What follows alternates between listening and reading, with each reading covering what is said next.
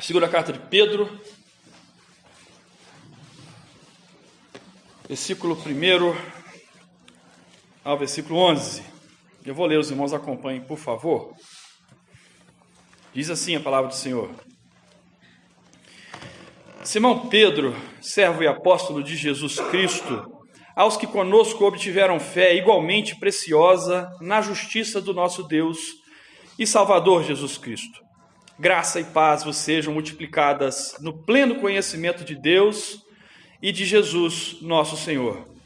Visto como pelo seu divino poder nos têm sido doadas todas as coisas que conduzem à vida e à piedade, pelo conhecimento completo daquele que nos chamou para a sua glória e virtude, pelas quais nos têm sido doadas as suas preciosas e muito grandes promessas, para que por elas nós vos torneis coparticipantes da natureza divina, livrando-vos da corrupção, das paixões que há no mundo. Por isso mesmo, vós, reunindo toda a vossa diligência, associai com a vossa fé a virtude, com a virtude o conhecimento, com o conhecimento o domínio próprio, com o domínio próprio a perseverança, com a perseverança a piedade, com a piedade a fraternidade, com a fraternidade o amor. Porque estas coisas, existindo em vós e em vós aumentando, fazem com que não sejais inativos, nem infrutuosos no pleno conhecimento de nosso Senhor Jesus Cristo. Pois aquele a quem estas coisas não estão presentes é cego, vendo só o que está perto, esquecido da purificação dos seus pecados de outrora. Por isso, irmãos, procurai com diligência, cada vez maior, confirmar a vossa vocação e eleição, porquanto, procedendo assim, não tropeçareis em tempo algum, pois dessa maneira é que vos será amplamente suprida a entrada no reino eterno do nosso Senhor e Salvador Jesus Cristo. Vamos orar mais uma vez. Ó Deus, tem misericórdia de nós. Teu Santo Espírito trabalhe em nossos corações, abra as nossas mentes, abra, Senhor Deus, os nossos ouvidos e seja servido em nos abençoar com a sua salvação, com a sua santificação, ó Deus. Santifica-nos pela tua palavra é a verdade. Em nome de Jesus. Amém. Amém. Por costume, eu vou usar o microfone na mão, que eu estou mais acostumado. Então, meus queridos, muitas pessoas têm dito hoje que é possível conhecer a Cristo fora das Escrituras. Muitas pessoas têm levantado esta bandeira nos dias de hoje, de que é possível conhecer a Cristo sem as Escrituras e que depois de conhecer a Cristo, através de apenas experiências individuais, a vida delas continua a mesma coisa. Então elas têm dito que é possível conhecer a Cristo, conhecer a Deus, a parte das Escrituras, através simplesmente de experiências pessoais e muito subjetivas, e ainda assim continuam com as suas vidas do jeito que sempre foi. E dizem que está tudo bem, que faz parte da graça de Deus isso. Que estamos no período da graça e que no período da graça nosso pecado tem pouca ou nenhuma relevância no relacionamento com Deus. E mudanças de caráter, mudanças na conduta dessas pessoas são imperceptíveis em muitos e muitos casos. Quando acontece alguma mudança, elas são mudanças efêmeras, de curta duração e que logo elas voltam ao que sempre foram. Pedro está escrevendo uma carta visando combater um tipo de ensino parecido com esse que eu falei com os irmãos agora na igreja naquele tempo. Muitas pessoas no tempo em que Pedro escreve essa carta começaram a dizer que é possível conhecer a Deus através de experiências independentes da palavra de Deus. Certas influências filosóficas e de outras religiões estavam permeando a Igreja de Cristo e fazendo muitos desviar do caminho da fé, do caminho de uma vida piedosa, para uma religião onde as pessoas diziam conhecer a Deus, mas essas pessoas mesmo apresentavam muito pouca diferença daquilo que elas eram antes de dizer conhecer a Deus, e muito pouca diferença em relação àquilo que Cristo é. Quer dizer, eles diziam conhecer a Cristo, mas nunca se pareciam com Cristo. Nunca se pareciam com Cristo. Isso fazia a igreja sofrer e esmorecer na sua caminhada cristã. Então, a fim de exortar a igreja, animá-la a continuar e resistir aos ataques desses falsos mestres que estavam ameaçando a igreja de Cristo, Pedro escreve uma segunda carta para que a igreja seja animada a uma vida piedosa no meio de tantas tentações e de tantas adversidades, para se viver uma vida cristã autêntica. Ele se apresenta como o servo e apóstolo do Senhor Jesus Cristo e endereça essa carta àqueles que igualmente obtiveram fé preciosa na justiça do nosso Deus e Salvador Jesus Cristo. É aquele Pedro que um dia negou Jesus. É aquele Pedro colérico que também lançou mão da espada para tentar defender Jesus no momento dele ser preso anterior à crucificação. Mas aqui é um Pedro já redimido, arrependido, já moldado pela palavra do Senhor. É um Pedro servo, é um Pedro humilde, é um Pedro que está falando sob a autoridade do Senhor dele, o Jesus Cristo, aquele que morreu por nós na cruz. Um homem modificado pela graça de Deus. Um homem que entende o que é ser mudado por graça e misericórdia da parte do nosso Senhor. Ele está aqui, em primeiro momento, nesse pequeno texto que nós lemos de 11 versículos, querendo chamar a sua igreja, querendo chamar a igreja, que percebam que através do pleno conhecimento de Jesus Cristo, nós temos tudo aquilo que precisamos para nos livrar das paixões da nossa carne.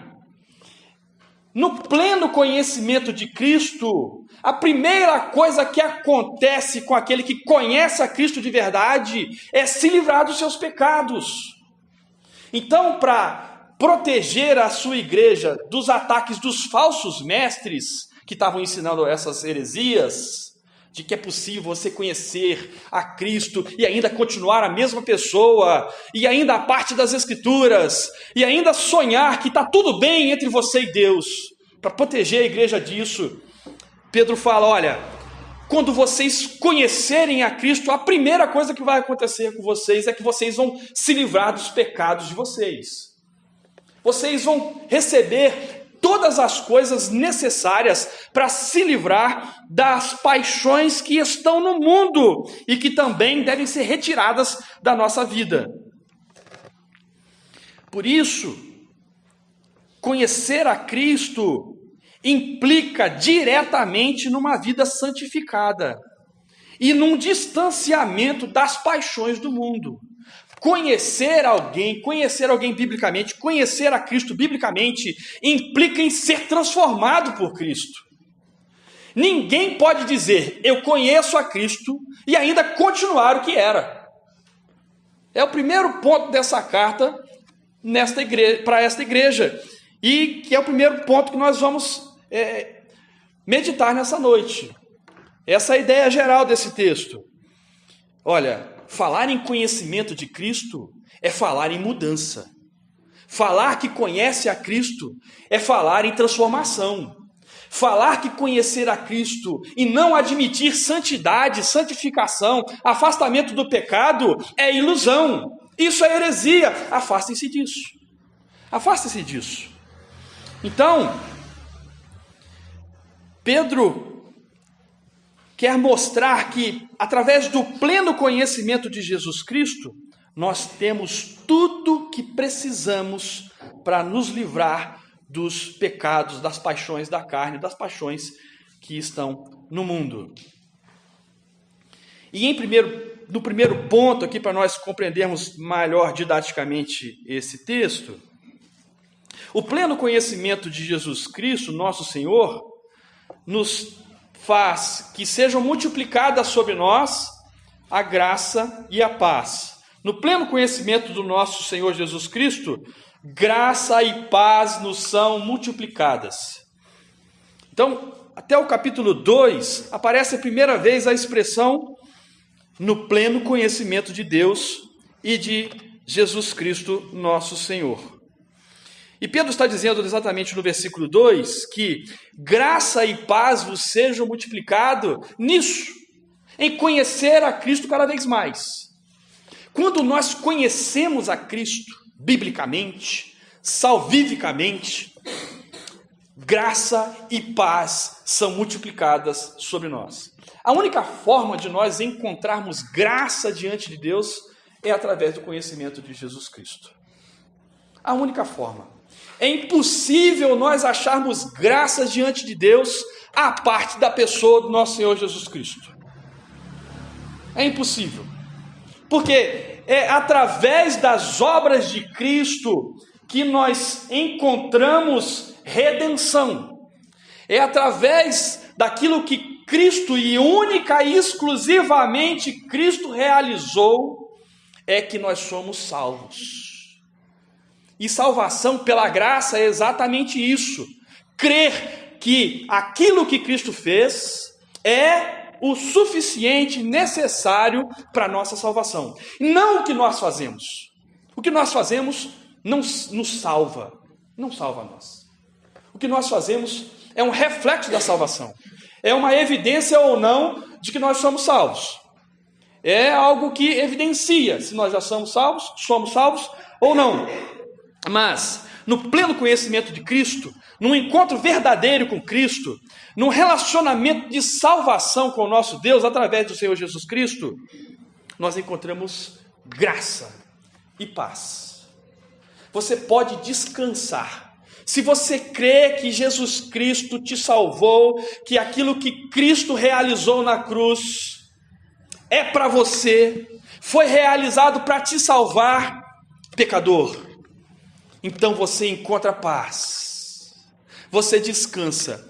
Porque se for o contrário, se for para nós crermos que aquilo que nós realizamos é que nos traz paz diante de Deus, nós nunca vamos encontrar paz, porque as nossas obras são imperfeitas.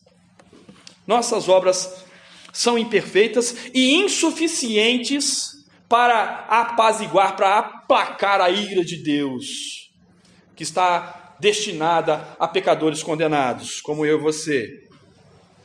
Pessoas que confiam em suas obras para ser salvos não conseguem dormir bem, não descansam no Senhor, não encontram alívio para o fardo das suas vidas, estão presas ainda em produzir justiça própria, estão presas ainda em produzir salvação para si mesmo, estão louvando a Deus para que Deus veja isso e fale: parabéns, hoje você me louvou muito bem, vou te salvar. Mas tem dia que a gente não louva direito, tem dia nem com a cabeça para louvar a gente tem. E como fica a nossa salvação nesses dias? Nós não temos paz se confiarmos em outra coisa, em nós mesmos ou na obra de outra pessoa, a não ser a do Senhor Jesus Cristo. Nós não temos paz. Mas quando confiamos na justiça que vem do céu, e por isso Pedro está escrevendo aqui, olha, eu estou escrevendo para aqueles que igualmente conosco, né, que estão conosco e obtiveram fé igualmente preciosa na justiça deles mesmos, não, na justiça de nosso Deus e Salvador Jesus Cristo. Vocês têm graça e paz, vocês têm isso multiplicado, como? Pelo pleno conhecimento do nosso Senhor e Salvador Jesus Cristo. Esse é o único meio de descansarmos, de recebermos alívio, de perceber que nós temos tudo em Cristo. O texto de Colossenses que foi lido aqui, eu de fato não falei nem do tema dessa mensagem para o nosso irmão, é exatamente isso. Se Cristo falhasse nas suas obras, um segundo sequer, nós todos estamos jogados no inferno. Ele nos sustenta salvos agora diante do Pai. Por isso que o nosso Cristo está ressurreto à destra de Deus, intercedendo por nós agora. Nós temos a nossa natureza humana representada diante de Deus, através da pessoa do nosso Senhor Jesus Cristo. E agora Ele está intercedendo por nós. E por isso que Pedro está dizendo, nós já temos isso.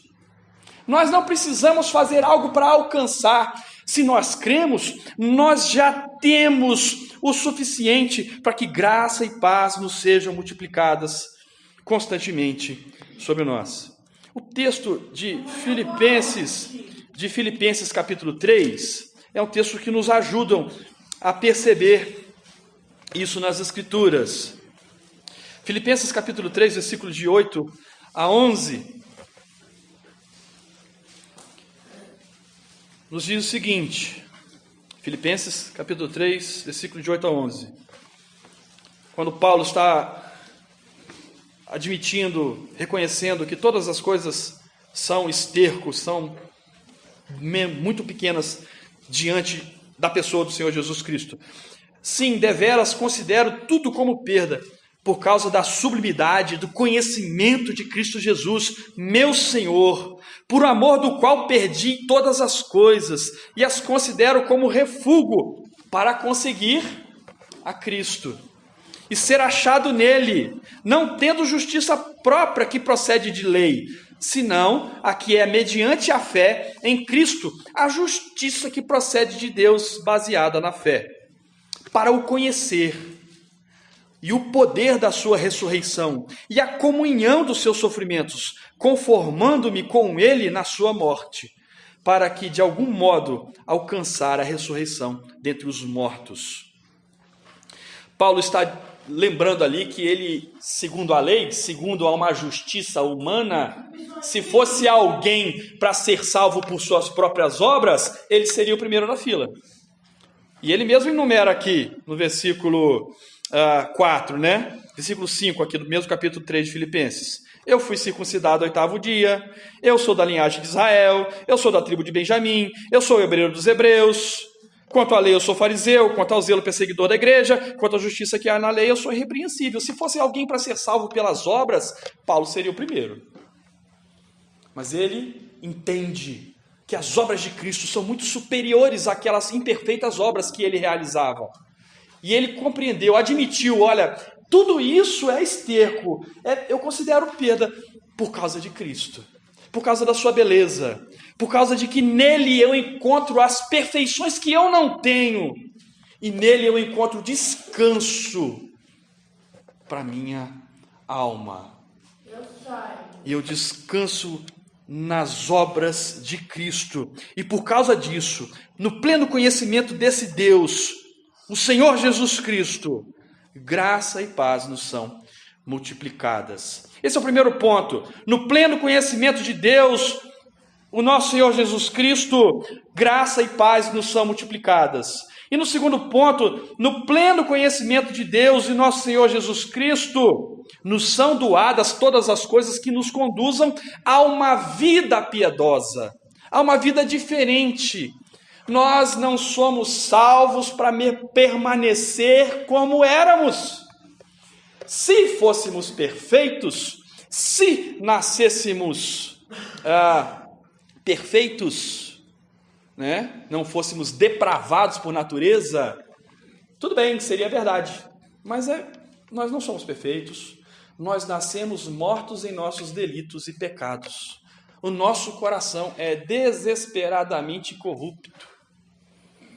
Nós precisamos ser regenerados, ganhar um novo coração. O nosso coração de fábrica é um coração de pedra, é um coração que não ama a Deus, não há um justo sequer, não há ninguém que entenda.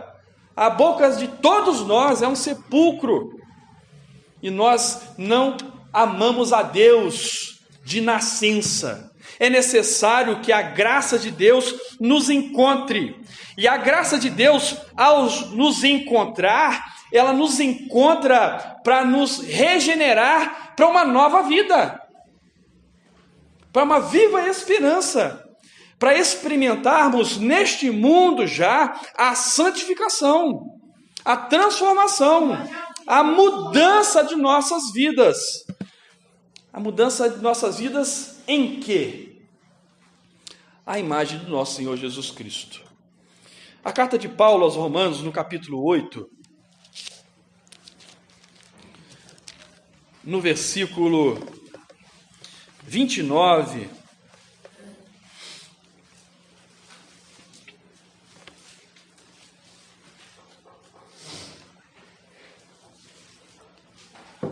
vai dizer: porquanto aos que de antemão conheceu, também os predestinou para serem conformes à imagem de seu Filho, a fim de que seja ele primogênito entre muitos irmãos. O texto de Colossenses que nós lemos hoje também diz a mesma coisa. Logo, nós somos predestinados, e eu amo essa palavra, aprendi a amar. Nós somos predestinados para sermos transformados à imagem de Jesus. Ninguém é predestinado para ser o que sempre foi. Ninguém é predestinado a conhecer Jesus e continuar a mesma pessoa. Ninguém é predestinado para ser salvo pela graça e continuar o mesmo miserável pecador de sempre. Nós somos predestinados à transformação. E é somente através dessa predestinação que isso se torna realidade na nossa vida. Se não fosse a predestinação, se não fosse a eleição, ninguém de nós seria santo. Ninguém de nós andaria em santidade. Ninguém de nós seria transformado. Ninguém de nós receberia um novo coração. Mas graças ao amor eterno com o qual Deus nos amou primeiro, nós recebemos esse selo de salvação eterno, fomos marcados a receber a salvação neste tempo. E recebemos fé no Senhor Jesus Cristo, confiarmos totalmente nele para termos um relacionamento com Deus. E através disso, sermos continuamente transformados ao que Cristo é.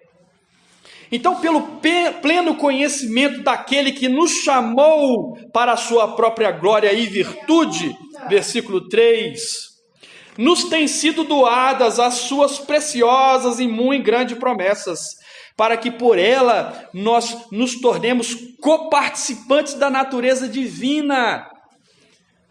Esse versículo é glorioso, é belíssimo. Nós somos coparticipantes daquilo que Cristo é.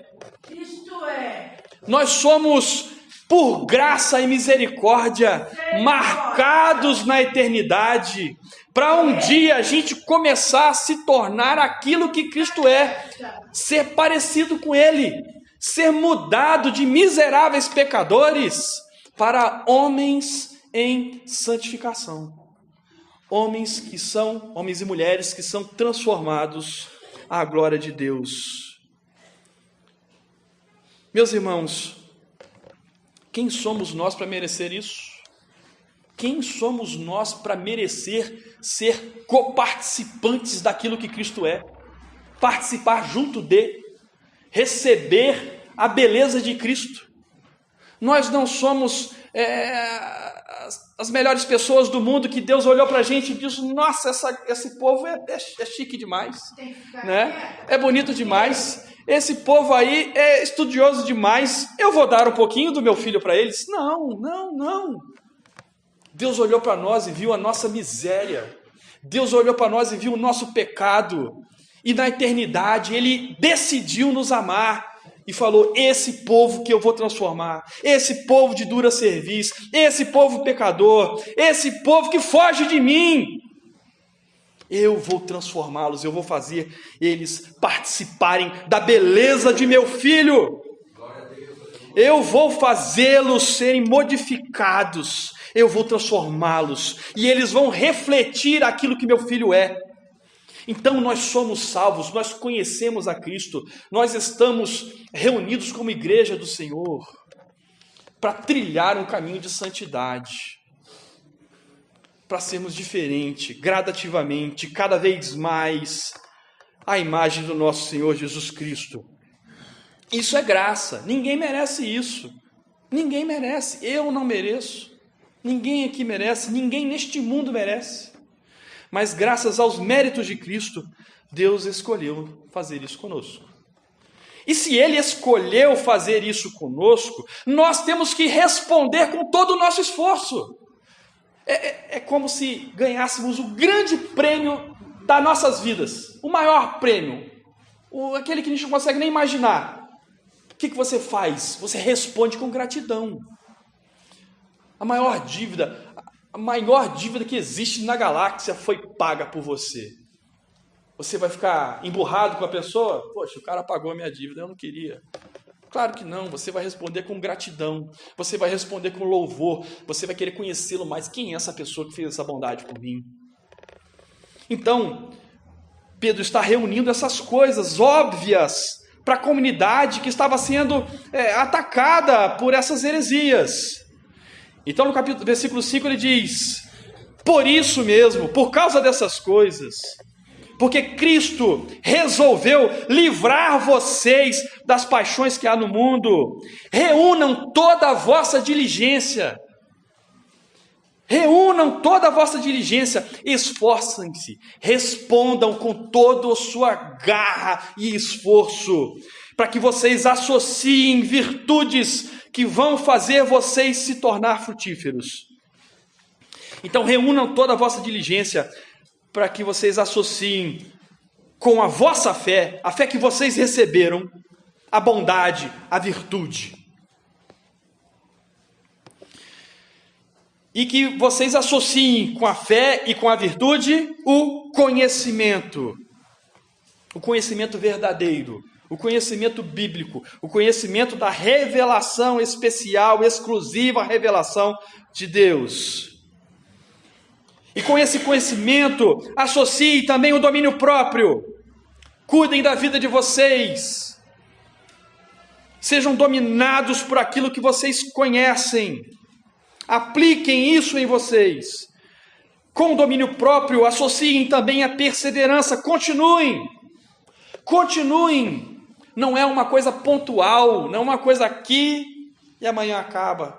É uma coisa constante. Essa associação de virtudes que Pedro está nos chamando a reunir com toda a nossa diligência, com todo o nosso esforço, são a escada da vida dinâmica cristã, da dinâmica vida cristã. E a perseverança associem a piedade. E a piedade associem a fraternidade. E a fraternidade associem o amor. É uma escadinha, é uma coisa ligada à outra. Você não pode pegar uma virtude dessa e falar: eu gostei mais dessa, eu vou associar só essa aqui. Eu vou associar só o amor. Né? Eu vou associar, deixa eu ver, o conhecimento. Eu gosto de conhecimento, eu gosto de estudar. Então eu vou associar, não. É uma escada. É uma ligação de virtudes que devem constar na nossa conduta, porque nós conhecemos a Cristo, porque nós entendemos que fomos salvos por graça, porque nós compreendemos que somos alvo de um grande amor. E agora a missão da nossa vida é ser transformado na semelhança deste que nos amou.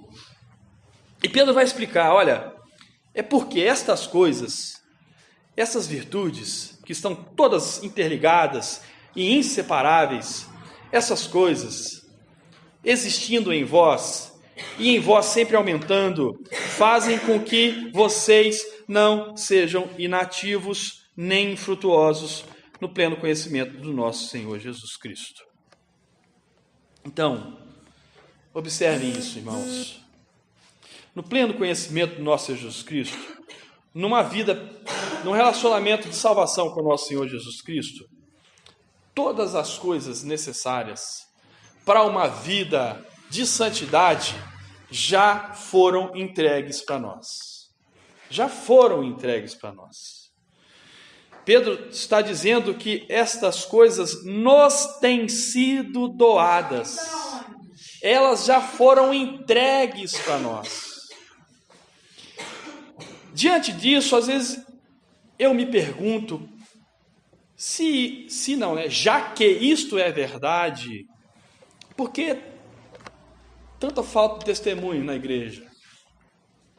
Por que tanto marasmo espiritual na igreja?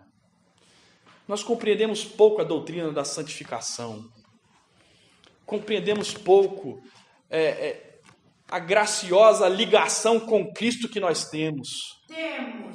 Nós compreendemos pouco que por um ato de misericórdia e graça, Deus nos uniu com Cristo para sempre.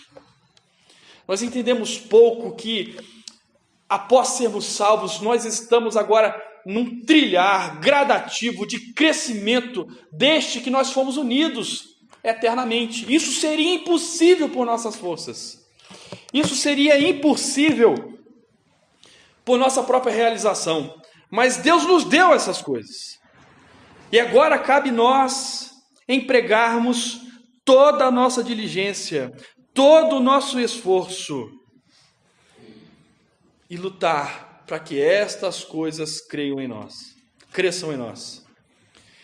Nós muitas vezes nos portamos diante de Deus com algumas metas espirituais, né? Nós vamos a Deus em oração, buscando algumas metas. E geralmente as metas são uma casa nova, um emprego melhor, um casamento melhor. Essas coisas são boas, mas elas são no mínimo terciárias. Porque a grande meta da nossa vida cristã, do nosso momento de oração, devia ser: Senhor, faça-me mais como teu filho é, pois foi para isso que o Senhor me salvou. O Senhor me predestinou para ser eu a imagem de teu filho Jesus. O Senhor tem me doado todas as coisas para que eu fique mais semelhante ao que Cristo é, para que eu exercite a minha fé, junto com a virtude, junto com a bondade, junto com o domínio próprio, junto com o conhecimento, junto com a perseverança, junto com a piedade, junto com a fraternidade, junto com o amor. Senhor, me dá estas coisas. Nós oramos quase que raramente por essas coisas. E por isso somos tão fracos. Por isso tão frágeis espiritualmente. Por isso qualquer tempestade tem nos derrubado. Porque essas coisas deixaram de ser metas para nós.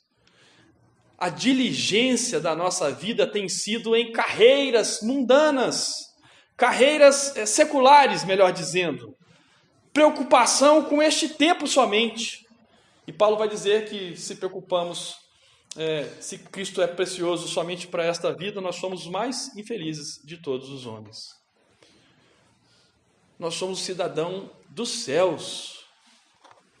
Nós somos cidadãos dos céus. E esse é o lugar que nós queremos ir.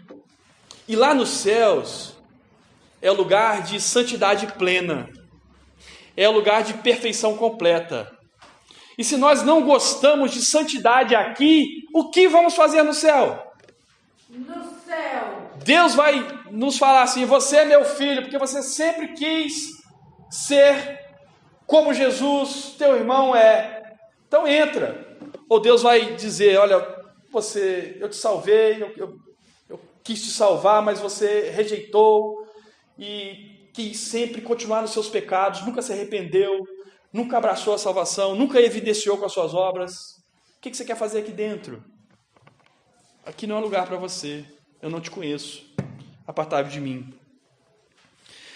Por isso, Pedro está mostrando para a igreja, e nós precisamos meditar, em como tem sido a nossa vida?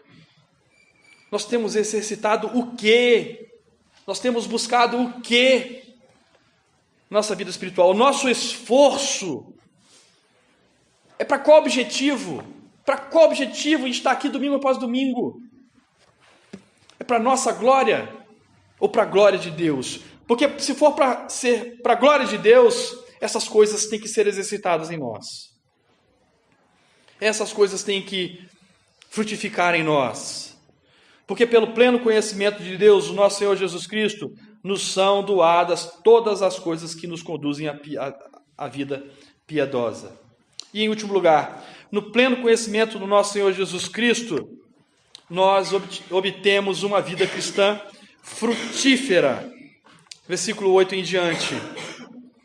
Porque estas coisas, existindo em vós e em vós aumentando, fazem, não é farão, não é talvez, é fazem. Elas fazem com que vocês sejam, que vocês não sejam inativos, nem infrutuosos no pleno conhecimento do nosso Senhor Jesus Cristo. Pois aquele a quem estas coisas não estão presentes é cego. Ele está vendo só o que está perto. Está esquecendo da purificação dos seus pecados de outrora. Por isso, irmãos, mais uma vez, procurai com diligência, cada vez maior, confirmar a vossa vocação e eleição, porquanto, procedendo assim, não tropeçareis em algum tempo. Pois dessa maneira é que vos será amplamente suprida a entrada no reino do nosso Senhor e Salvador, Jesus Cristo. Frutificar para Deus só é possível através do nosso Senhor Jesus Cristo. Só é possível através da graça que nós encontramos no nosso Salvador. Porque de outra forma, nós frutificamos para nós mesmos. O capítulo 7 de Romanos explica muito bem isso para nós. Então, é necessário que nós procuremos com diligência evidenciar que somos salvos, de que estamos exercitando essas virtudes, de que nós conhecemos Cristo verdadeiramente. Conhecer Cristo verdadeiramente implica em uma vida transformada e frutífera. Nossa vida é profícua, nossa vida produz frutos para a glória de Deus, quando nós de verdade conhecemos ao Senhor Jesus Cristo. Pedro quer deixar claro para esta igreja que está sofrendo pressão dos falsos mestres, que a santidade é a marca do verdadeiro crente. Se nós não estamos andando em santidade, quer dizer que nós não entendemos nada até agora. Ainda há escama em nossos olhos. Nós estamos olhando só para aquilo que é irrelevante, desprezível. Estamos olhando só para perto e não estamos compreendendo a graça salvadora do nosso Senhor, nem percebendo que o inferno se aproxima de nós. Por isso, procurai com diligência, cada vez maior. Confirmem, vocês são salvos ou não. Confirmem isso com as atitudes de vocês. Vocês são eleitos ou não. Nós levantamos essa bandeira e eu amo essa doutrina da eleição e eu, sinceramente, não vejo como ser salvo senão pela eleição. Eu não serei salvo. Eu não consigo me salvar. É impossível para mim. Eu sou pecador, eu me conheço. E olha que Deus me conhece muito mais do que eu, né? E ainda assim quis me salvar. Me marcou na eternidade, mas me marcou para ser conforme Cristo é. Te marcou para ser conforme Cristo é. Amém. Às vezes nós nos encontramos com algumas pessoas de mais idade, né?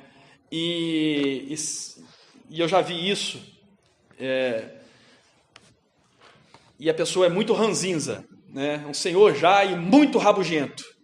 Aí você vai procurar saber da história daquela pessoa e falar, ele era menos rabugento quando era mais novo, mas quando ele ficou cada vez mais velho, ele foi ficando cada vez mais rabugento, né? Cada vez mais amando o seu próprio pecado. O cristão tem que ser diferente. O cristão, ele pode ter entrado rabugento na salvação, como Pedro, um colérico, brigão, Ele entrou lá assim, mas ele não continuou assim. Ele virou o Pedro regenerado, o Pedro que confessou o nome do Senhor Jesus Cristo, o Pedro que se arrependeu e o Pedro que se tornou um grande líder da igreja, manso. Um Pedro que foi transformado pela graça de Deus à imagem de Cristo. Ele mostrou com as suas atitudes que ele era eleito mesmo, que ele era salvo de verdade. Ele mostrou com aquilo que foi acontecendo perseverantemente, gradativamente, constantemente na sua vida, que cada vez mais ele estava sendo transformado por Deus. Ele era um projeto de Deus em andamento. É verdade, a gente não vai ser perfeito, a gente não vai chegar no 100% nesta vida, mas nós almejamos isso. Nós almejamos isso no dia em que Cristo rasgar os céus e buscar a sua igreja e arrancar o pecado de nós uma vez por todas para sempre. Ah, como eu almejo isso. Perder a chance de pecar, perder a possibilidade de pecar. Como eu quero isso. Como isso tem que ser um desejo ardente no nosso coração. Ser liberto daquilo que nos afasta de Deus definitivamente. Isso vai acontecer conosco. Paulo deixou isso claro na primeira carta, em Filipenses capítulo 1, que aquele que começou a boa obra em vós, ele vai terminar. Em Romanos capítulo 8, versículo 28, está dizendo que, perdão, no versículo 29 mesmo, que nós somos predestinados. Deixa eu achar o texto para citá-lo com precisão. Romanos capítulo 8, versículo 30, né? Aos que predestinou, a esses também chamou, aos que chamou, a esses também justificou, e aos que justificou, a estes também glorificou. Quer dizer, se ele elegeu, ele vai glorificar. Se ele começou a salvar, ele vai terminar a salvação. E isso vai ser evidenciado no tempo da nossa vida, através das nossas atitudes, de refletir a imagem de Cristo no meio de um mundo pecaminoso. Porque desde que o mundo, é difícil ser crente. Desde o princípio, nós somos os diferentes. O crente genuíno é diferente, é alterado, é diferente do mundo, ele quer se livrar do mundo. Ele não é governado pelo mundo, ele é governado pelo Espírito de Deus. Nós somos espirituais, nós somos guiados pelo Espírito, e isso vai florescer em nós. E é isso que devemos buscar. Pois é dessa maneira que vos será amplamente suprida a entrada no reino eterno do nosso Senhor e Salvador Jesus Cristo. É pelo pleno conhecimento do nosso Deus e da transformação que vai evidenciar isso. Portanto, cuidado com essas coisas do YouTube que nos arrodeiam, né? Com essas monte de pregadores, falsos mestres, que tentam implantar heresia na cabeça dos jovens. Vocês, jovens, crianças que estão no YouTube o tempo todo. Esses pregadores famosinhos aí, que falam um monte de mentira. Cuidado com isso. Tem muito like, né? O mundo não gosta da palavra da verdade. Se tem muito like, tem uma coisa errada nisso. Tem uma coisa errada nisso. Cuidado. Cuidado.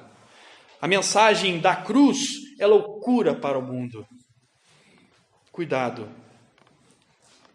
O mundo crucificou o nosso Senhor Jesus Cristo. E certamente o mundo vai perseguir todos aqueles que querem viver piedosamente. E o caminho da salvação é estreito. É o caminho da santidade. É o caminho que vamos trilhar pela graça de Deus. É um caminho de transformação. É um caminho de renúncia. É um caminho de morte do nosso ego. Nós perdemos a nossa vida para ganhá-la em Cristo Jesus. Lembre-se disso. Cuidado com as coisas que estão nos rodeando. Cuidado com os falsos mestres. Estamos cercados deles. Cercados de pessoas que rejeitam as Escrituras. Cercados de pessoas que querem selecionar textos. Que querem dizer, eu concordo com isso, mas discordo desse outro texto aqui embaixo. Cercado de pessoas que pegam pequenos versículos isolados e falam aquilo que eles imaginam. Cuidado com estas coisas. Lembrem-se que conhecer a Cristo de verdade é vida santa. Então, aqueles que se aproximarem como mestres diante de vocês, verifiquem se eles têm vida santa. Se não tiver vida santa, tem uma coisa errada aí. Não os ouçam. E serve para nós como anamnese, como uma investigação pessoal. Como tem sido a nossa vida? Você tem se preocupado com isso, em ser como Cristo é? Você tem se preocupado se a obra, as suas atitudes, as suas, não é a do seu vizinho, não é a do irmão da igreja, não é a da sua mulher, não é a do seu filho, não. As suas, você vai dar conta da sua vida para Deus. Então, ao se examinar, e nós vamos fazer isso daqui a pouco, mais profundamente, para participar da ceia do Senhor, o que as nossas obras têm evidenciado? Essas virtudes estão sendo experimentadas por nós? Há uma preocupação nisso em nossa alma? Ou a nossa religião é só para cumprir tabela no dia de domingo, para deixar de ver Faustão? O que estamos fazendo da nossa vida? Pedro escreve sempre de maneira bruta, e sempre surgem grandes reflexões dos seus escritos. Ele está com sempre, nós podemos perceber o seu temperamento que ainda é muito forte nos seus escritos. Sempre com pressa de acordar a igreja, de despertá-la. Acordem, percebam a realidade das coisas. Não deem atenção a esses falsos mestres que querem enganar vocês. Não, a vida cristã é difícil. Avalie o preço. As tentações vão vir e nós vamos dizer não para elas. E nós vamos perder coisas por causa disso. Às vezes perder até empregos. Às vezes perder dinheiro. Às vezes perder até sorrisos, felicidades instantâneas. Mas nós temos que trazer à memória